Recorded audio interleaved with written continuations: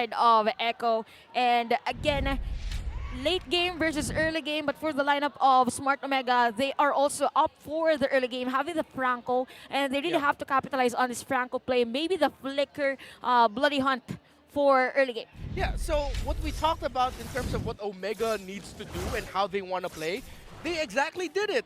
A lineup that has heroes that can make plays alone, a lineup that's good for 2 versus 2, 3 versus 3 pickoffs. Omega have filled out their conditions well that we've set for them. Yep, and you want Chaos Squared? You have Paramis Valentina. You know, there's 2 cult altars happening in this game. I'm gonna lose my voice here, but Hook is gonna coming out from Miko.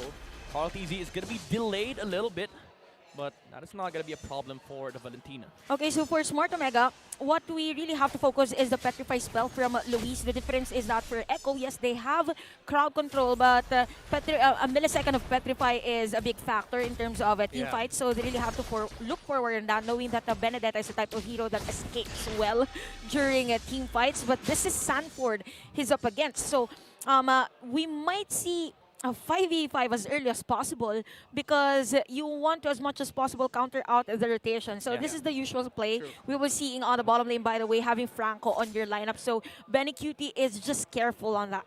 Yeah, that's another factor we have to discuss here is where these roamers will prioritize their positioning in the game. Are they going to be spending more time, well, roaming?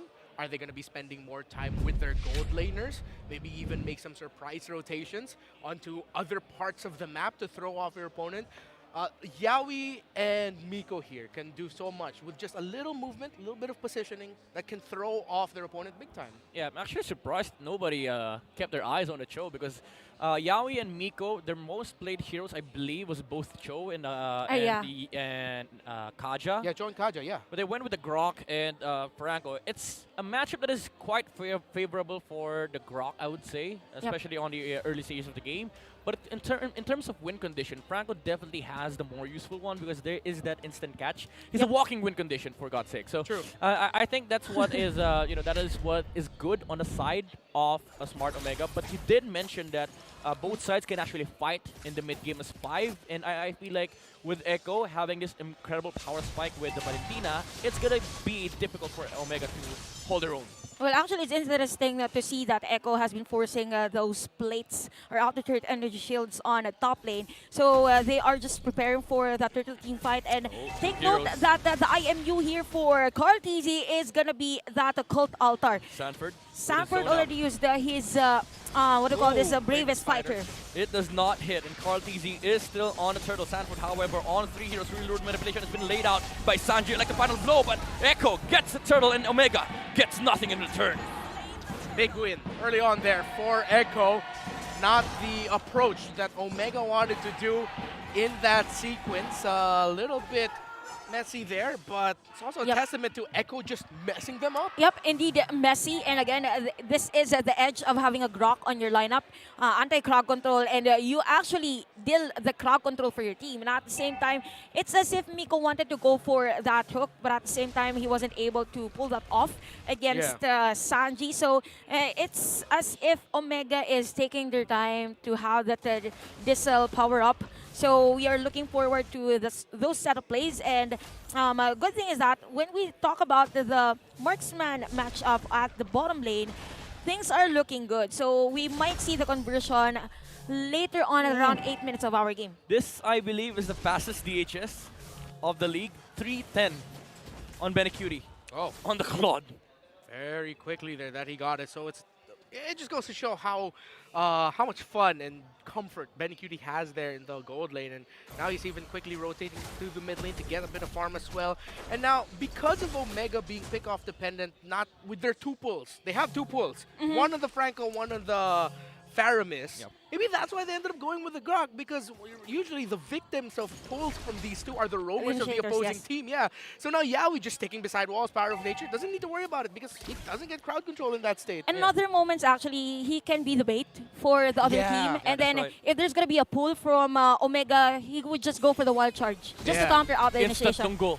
Instant don't go. As nice as says. Yeah. Dongle. The dongle. The That's how he dongle really play. pronounces it. Yeah. The dongle. Yeah. The dongle. He says dongle. Yeah. By the way, explainer there. That's what certain players, especially on the side of Echo, call the ultimate of Yeah. the Grok, the Dungul. But Nice if you're dongle. but if you're nice when you're in the English stream, it's Dungle. Dongle. Dongle. Not a dongle. Yeah, but- it's a kind of different like the one. same.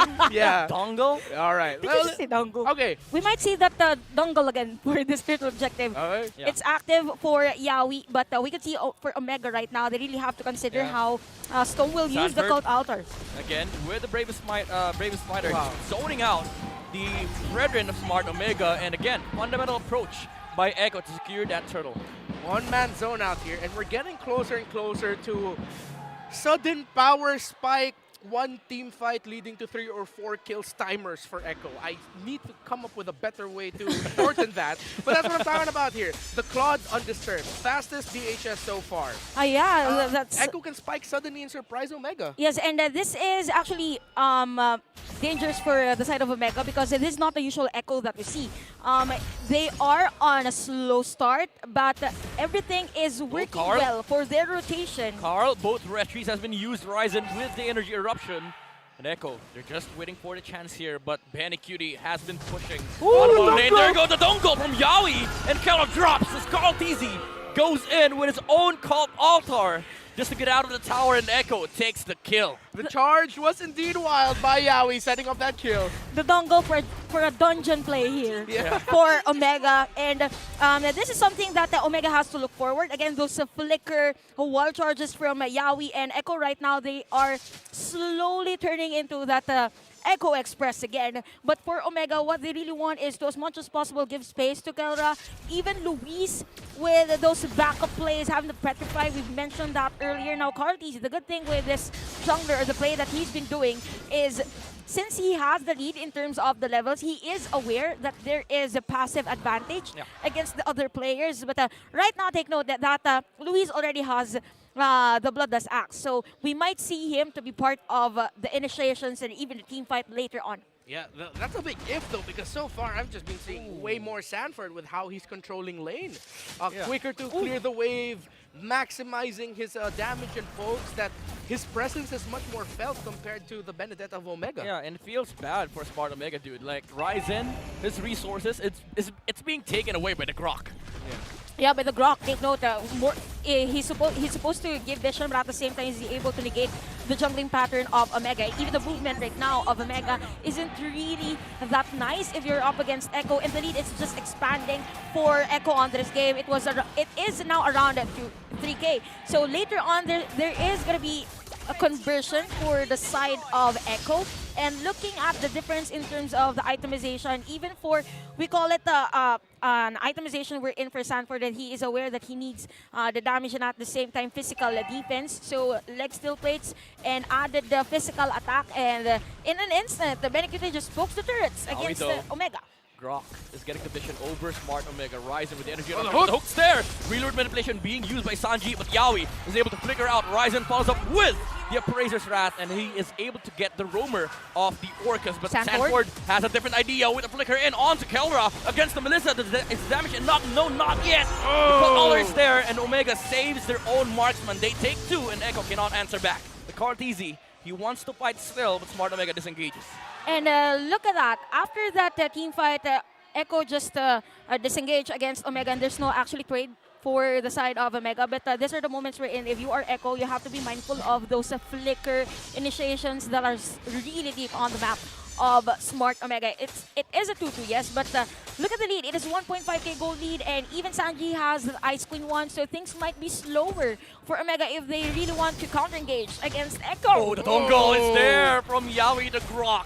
With the wild charge onto the Benedetta, electrified blow being used, but Sanji is there to catch the Benedetta off guard, and he cuts off the exit for the Benedetta. Brilliant decision there by Yawi. He was waiting for an eye for an eye of the Benedetta, saving the ultimate, maximizing the dongle coming out of that Every Grok. wild charge. Yeah, and even right on point for the Void Crystal for Sanji at look that at moment, Carl. so then Luis. Carl with the poke on the Brethren. Ryzen at 75% HP, and Echo is confident on this Lord take Miko, however, is sitting in front of the Lord, so he gets vision. Hook is not going to land on anybody, and Smart Omega has their heroes on, has their sights on this Lord. Echo has the lead here, but we have seen Omega has the capability to turn around the situation. So Echo needs to respect that. They still have the lead, but Omega might just turn this around if Echo aren't careful. Actually, it's a bit difficult for Ryzen to force this Lord pull because of the taunts from Cartese's hero.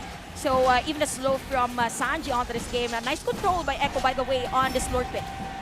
Echo, Yahweh positioning himself to find and look for a big wild charge. The Guardian's barrier is there, but Storm is in with the Ghost versus Sanji, though, with the real manipulation. Louis with the electromagnetic blow, but Cartesi secures the Lord here for Echo, and they want to fight. They have Lapu Lapu on the front lines against Ryzen and Omega. They cannot Oh! the hook is there. It connects onto Sanji, but very cutie with the Blazing Duet. Echo, they really want to fight Conceal from Smart Omega. Luis. They want to chase for more, but the wild charge is there from the Grok and Echo. They completely wipe out the heroes here on the side of Smart Omega. It is just Stone left, but there are enough heroes on the side of Echo to just dive in the towers of Smart Omega. They take out the Claude, however, with Luis on the Benedetta. He wants to go for more, but Yaoi is survivable. He is able to get out of the fight, but Cartesi, he wants to go for the chase against Luis, but the Benedetta can get away. But that is massive for Echo. For Yaoi Dang, that's the goal for that Grok. Again, he was able to pull off that play, and take note that we didn't have to commend what Sanji did during that moment. He was able to zone out Stone and force the Cult Altar just to be used alone to save himself during that team fight. And at that moment, Echo was just dictating the flow of the objective taking on that Lord. That nice minion wave flowing, by the way, for the team. And we can see now a gap in terms of the gold for this marksman. For Omega, we only have 2 items for Kelra under this game, while for Echo, for Benecutie to be exact, he has Seal. Okay. Yaoi with the wild charge and real world manipulation being laid out by Sanji. But the Call Otter is there, but it has been depleted by Echo, and they don't have a sustain. Lapu Lapu goes in, as well as Cartesi. Benecutie as well with the damage output, but he is fighting off Kelra. He wants to be able to fight back against Echo, but the Blazing Duet is there to take out the Melissa and Smart Omega. They lose 4, and Echo only loses Sanford. Kelra falls to the tune of the Blazing Duet as the Orcas have their eyes set on ending this game. Cartesi, he comes in, energy eruption, it's not going to be enough, and Echo, they are going to take game number 1. Louder and louder are the drums of war of Echo thundering. Closer to the barangay, backs against the wall is Omega. Echo comfortably pushing them and comfortably pushing themselves into the upper bracket, just 1 more point away. You know what? For Echo,